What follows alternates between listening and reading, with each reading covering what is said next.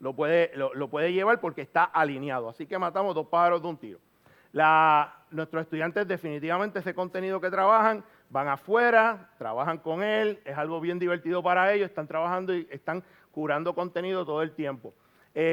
Una de las cosas que nosotros hemos estado haciendo con los estudiantes y es que ellos trabajan específicamente con Google Expeditions, y es que Google Expeditions le da a ellos la oportunidad, de viajar completamente a diferentes partes. Hay montones de estudiantes dentro ¿verdad? de los Estados Unidos y dentro de Texas específicamente que ni siquiera han salido de su propia ciudad. Y es algo bien increíble, entonces a través de y eso sí que es bien increíble. No han salido de su ciudad y entonces a través de la realidad virtual esos estudiantes se pueden transportar. Nosotros tenemos muchos estudiantes que son DACA o que son Dreamers. Estos son estudiantes que no pueden salir de los Estados Unidos, que lo único que conocen es los Estados Unidos, pero al mismo tiempo de estar indocumentados o vivir una experiencia así, no pueden trasladarse. Tú sabes la experiencia espectacular que a través de la realidad virtual nosotros le damos a los estudiantes de ir a la nación de sus padres. Por ejemplo, nosotros tenemos montones de estudiantes que son de México, de Guatemala, de Honduras, que no pueden salir de los Estados Unidos, que no saben lo que es su cultura, y le damos esa oportunidad a través de la realidad virtual. Eso es una cosa espectacular, gente, cuando esos estudiantes viven esa oportunidad.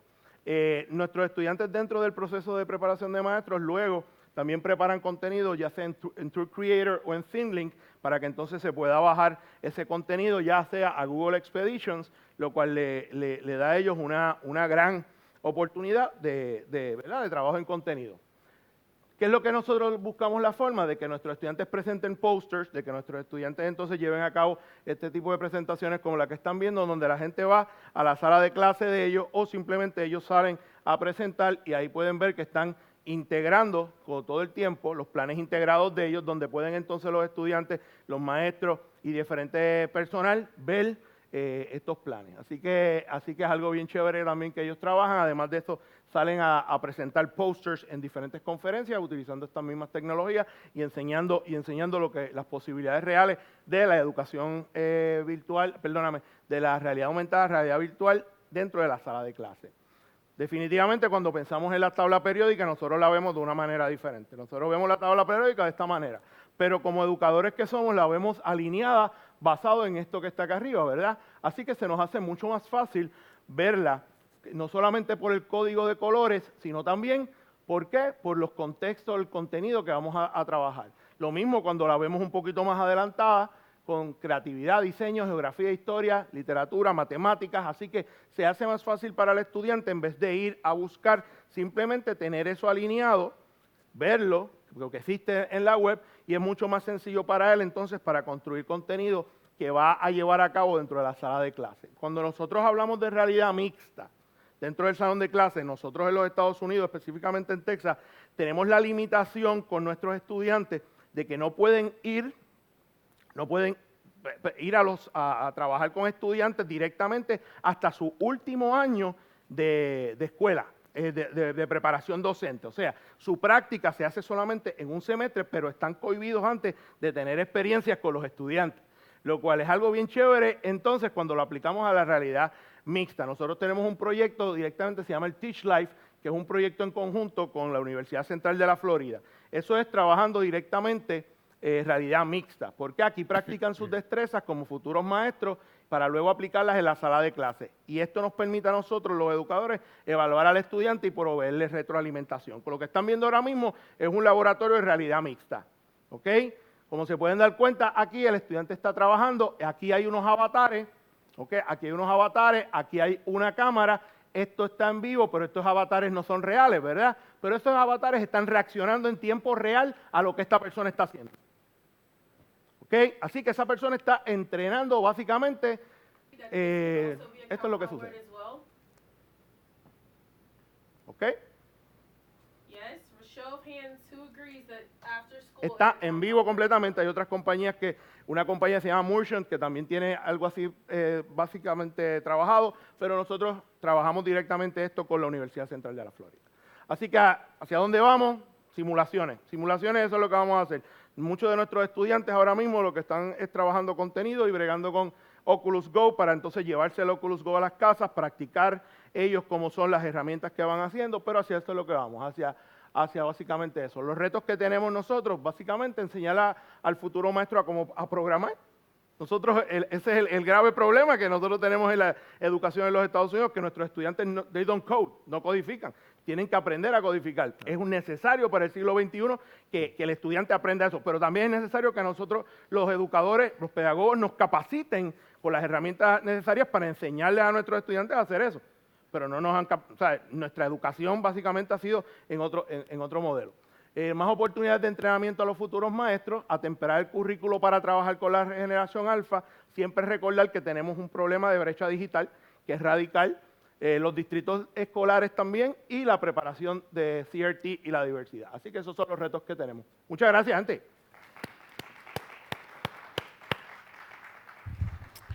Muchas gracias, Jorge.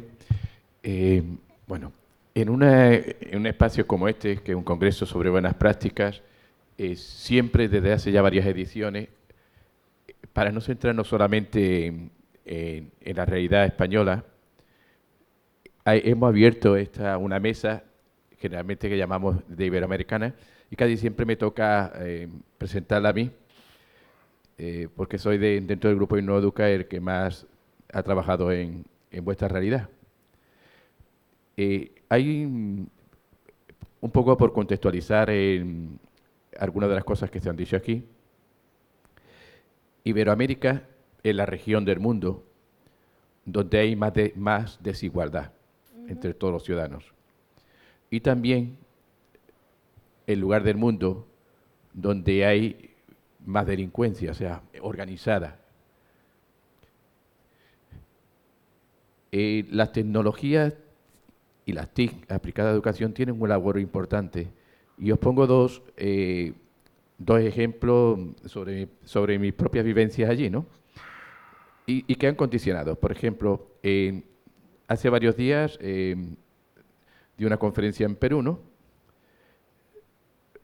Para llegar a ese lugar de Perú, pues conocí a personas y demás, pero hace 12 años los smartphones no funcionaban, los teléfonos celulares, como le llaman en América, teléfonos móviles aquí, ¿no?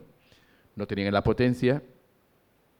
Yo estaba en una zona de vuestra tierra, en los límites entre Venezuela y Colombia, en el Río Negro, y tenía que impartir un curso de doctorado pocos días después en Perú, en el norte de Perú.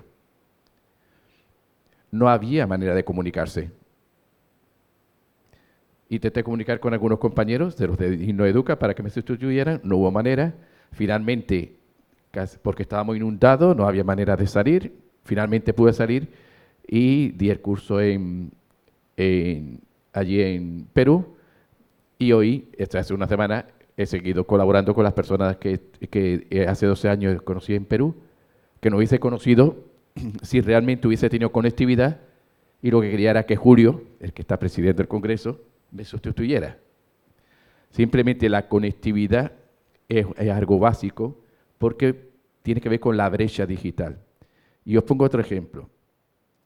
Hace menos años, 10 años, con estudiantes del estado de Jalisco, México, tenían un sistema semipresencial, pero el problema que tenía era que cuando regresaban a su aldea, muchos de ellos no tenían ni siquiera electricidad, nada más que unas cuantas horas.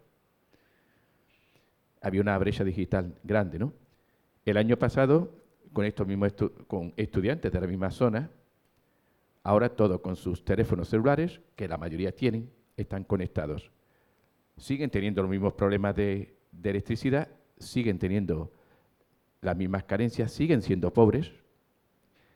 La desigualdad no va a aumentar, o sea, que no va a disminuir con la tecnología. Es más, las sociedades que están vinculadas a la tecnología va a aumentar más la desigualdad económica. Por una cuestión, la economía vinculada a las TIC genera mucho más riquezas que la economía vinculada al agrario o al mundo ganadero. Os explico muy brevemente para que entendáis lo que quiero decir. Imaginaos que alguien inventa una app o inventa algo así, o lo mismo, Facebook, ¿no? Si aquí algún chico inventa algo de una aplicación como Facebook que pueda ser usada por miles de millones de personas, Este chico joven, con 30 años, será multimillonario y la brecha, o sea, lo que es la desigualdad, aumentará porque hay una persona con muchísimo dinero y los otros no han repercutido. O sea, la desigualdad va a aumentar. Las sociedades vinculadas a las tecnologías hacen que sean muy desiguales porque los niveles de ingresos aumentan exponencialmente. Por tanto, ahí no vamos a poder incidir, pero sí hay un problema y es donde yo quiero incidir mucho ahora y quiero vuestra opinión, y es en la brecha digital.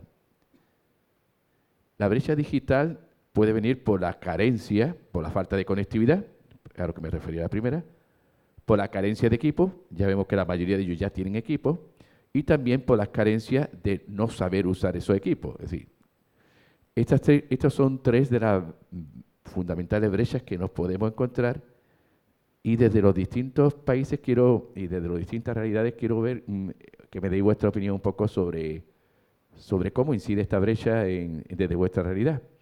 Y para aclarar un poco los Dreamers, que él habla, nuestro colega Figueroa, tiene que ver con las personas que están en Estados Unidos y no pueden salir porque su situación legal se lo impide. Quiere decir, entraron ilegalmente y no pueden salir. Entonces, hay muchas investigaciones que se están haciendo sobre estos chicos y, por cierto, llegan allí y hay investigaciones que se demuestran que muchos de ellos, que han llegado de ilegales, tienen mayor éxito universitario que los que se quedan en sus países de orígenes, a pesar de que han pasado la frontera de manera ilegal y a pesar de la situación tan penosa en la que llegaron. Bueno, quiero que me comentéis un poco con la cuestión sobre la brecha digital, cómo incide en vuestros países y cómo podéis, bajo vuestra experiencia, verla.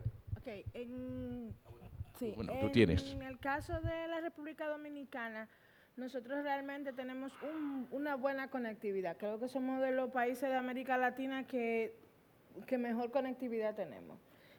Tenemos mucha pobreza en zonas muy, por ejemplo, en la parte rural, quizás no llega tanto la tecnología porque la escuelita lo que básicamente para tú llegar ahí tienes que coger un bus, tienes que coger un mulo, tienes que coger un sinnúmero de cosas, pero sí, tenemos muy buena conectividad. Ahora el Estado tiene un programa que se llama República Digital, que básicamente lo que está haciendo con las escuelas públicas es dotarlos de los equipos para ir integrando la parte, o sea, que le llegue tecnología a esos chicos que no tienen los recursos para comprar la tableta o el dispositivo. ¿Cuál es el problema que tenemos ahora mismo? Es el hecho de la formación docente.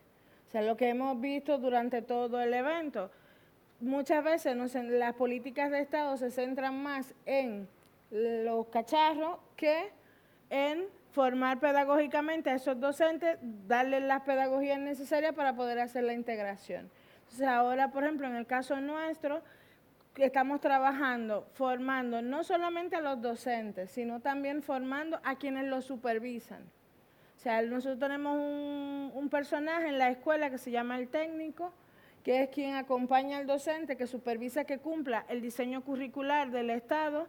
Y lo que están haciendo ahora con lo que estamos haciendo en las universidades, yo pertenezco a una universidad privada, pero mi universidad es una de las universidades punteras en la formación docente. Entonces, ¿qué están haciendo? Nos entregan distritos escolares para que nosotros formemos a los técnicos, a los docentes del manejo de las tecnologías y el manejo de esas herramientas que el Estado le proporciona, porque realmente el problema de conectividad nosotros hemos ido cubriendo esa parte. Sigue habiendo una brecha, por lo que le digo, las distancias que hay en la falta de comunicación entre las zonas, y lo que también se ha trabajado es que en vez de que, por ejemplo, mi universidad quede en la capital, en vez de que mi universidad sea la que forme en un pueblo, se busca una universidad del pueblo que entonces forme, para que las realidades sean más, o sea, conozcamos la realidad y las dificultades. O sea, nosotros estamos trabajando, es la meta para el 2021 de nosotros poder llegar a la mayor cantidad de distritos escolares y que cada distrito escolar sea responsabilidad de una universidad de formación docente. Bueno, para el caso de Colombia, Colombia ha mejorado bastante en cuanto a la conectividad. Nosotros tenemos entre un 75 a un 80%. Tenemos un programa llamado Vivelab. Vivelab se llevan a lo que son las veredas y corregimientos de, ¿cómo que se llama?, de allá de Colombia, y son como especie de unos laboratorios en los cuales las personas pueden ir allá a hacer sus tareas, se les brinda lo que es la parte de internet. Y hace poco el Estado colombiano nos patrocinó un proyecto que se llama telerehabilitación, y es la rehabilitación desde tu casa mediante una serie de fisioterapeutas, personas que tenían problemas de motriz o tuvieron un accidente o algo, y muchas veces por recursos no podían venir a la ciudad a sus tratamientos fisioterapéuticos, y mediante ese proyecto ellos podían ir a esos Vivelab, ¿sí?, a ver desde su casa cómo hacer esas series de terapia. Entonces, en el último documento de MINTIC, vimos que ya aumentamos de un 75 a un 80% de cobertura en cuestión de la parte de conectividad. Hemos mejorado bastante en ese sentido. El Salvador aún tiene problemas de conectividad. Realmente en las zonas rurales, que es bastante, un 70% es zona rural, no tiene conectividad. Se ha elaborado desde el gobierno planes. Por ejemplo, hace 5 años el gobierno lanzó un programa, un niño o una computadora, y llegaron las computadoras a las escuelas y trataron de colocar algo como intranet, pero los profesores tenían miedo de utilizar las computadoras porque no estaban preparados para enfrentarse a esa realidad. Y habían vivido, hay profesores en la zona rural que tienen muchos años de estar en la docencia presencial, y la jubilación, muchas veces estos profesores ya están jubilados pero continúan trabajando, Sí. porque el retiro es voluntario.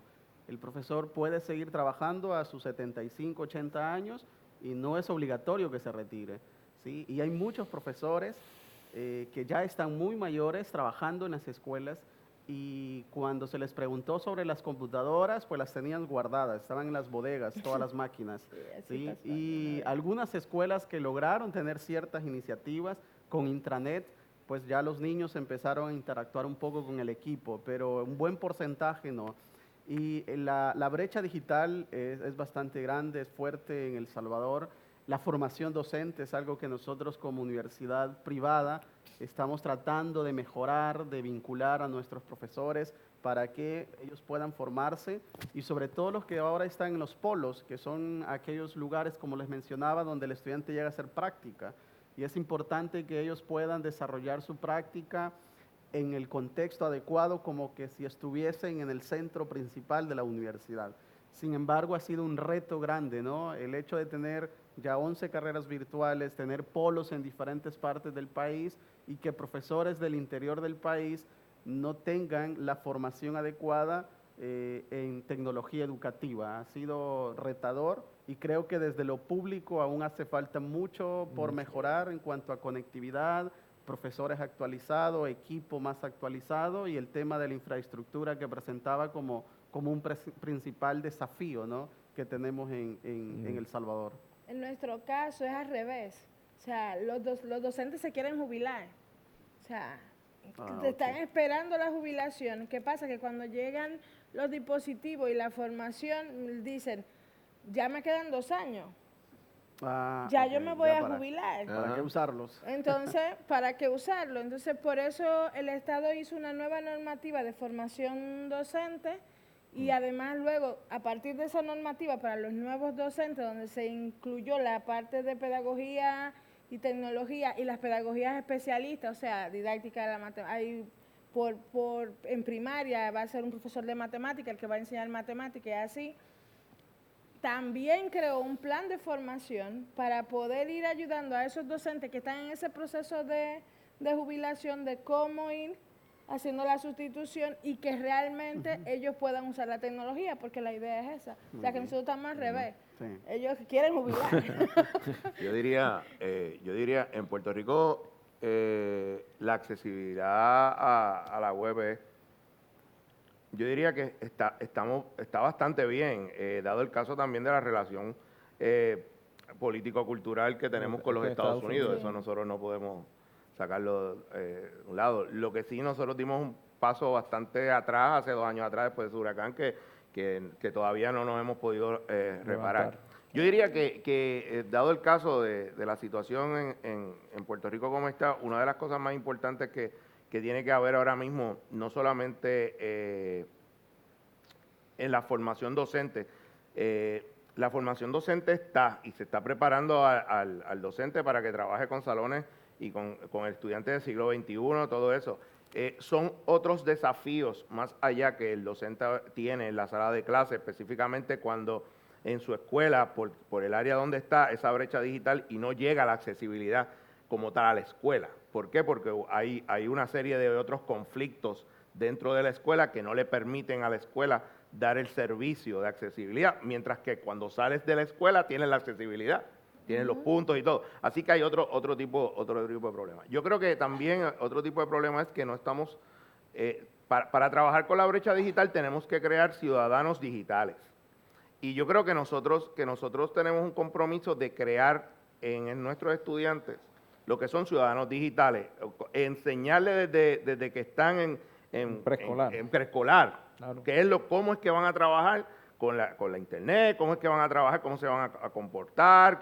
¿Por qué? Porque la accesibilidad va a estar. La accesibilidad tú la consigues en un Burger King, tú la consigues en cualquier otro lado. En Estados Unidos, pues específicamente en Texas, esa brecha digital se ve básicamente en los diferentes tipos de school district, de distritos escolares, donde tú vas a encontrar distritos escolares que son millonarios y distritos escolares que son bien pobres. Así que ahí tú vas a ver esa brecha digital increíble, donde la cantidad de materiales que vas a tener en un lugar va a ser completamente diferente al otro, porque existe una desigualdad pampanante. Pero vuelvo a lo que estaba diciendo. Yo creo que muchos de estos factores también se vencen también con el conocimiento y cómo entonces adiestrar a los estudiantes en cómo trabajar con convertirse en ciudadanos digitales. Yo creo que en eso debe ser también una parte fundamental, porque si el ciudadano digital no conoce lo que es la brecha digital, no puede entonces trabajar en contra de esa brecha digital. Así que no sabe o no conoce, y todos sabemos que ya dentro del siglo XXI la accesibilidad a la web es parte de la justicia social, es algo que es necesario también.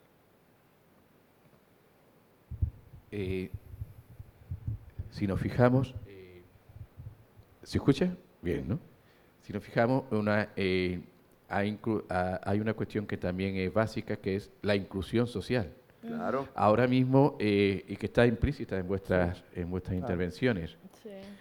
Efectivamente, no podemos hacer que transformar rápidamente el mundo para que sea más justo, en el sentido de eliminar las zonas pobres, y menos en países donde, como el Ecuador, bueno, todo lo que es Iberoamérica, El Salvador y demás, donde hay pobreza desde hace siglos. En la República Dominicana, vuestro vecino Haití, que está todavía mucho más pobre. Mucho más pobre. En grandes zonas rurales de Colombia.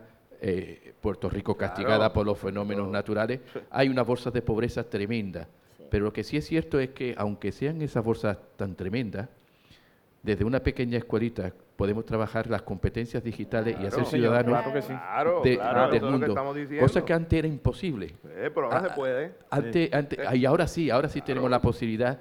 Y esta es una de las grandes esperanzas que tenemos en la educación, que ahora por primera vez la humanidad y los profesores tenemos materiales y conectividad suficiente como para hacer que en zonas muy empobrecidas, zonas incluso dispersas, rurales, de distintos puntos, puedan no estar excluidos. Y puede darse falta de inclusión social incluso en alumnos viviendo en grandes zonas de metropolitanas. O sea, estamos en un mundo muy complejo ahora mismo. El cambio puede ser incluso dentro de la sala de clase, no solamente a los estudiantes, tiene que ser un proyecto comunitario. Integrador. Un proyecto comunitario en donde el docente incluso y el administrador vayan a la comunidad y esos padres de esos estudiantes conozcan todos estos complementos de las tecnologías, porque ellos tienen que cuidar a sus niños específicamente. Claro. Tú sabes, lo que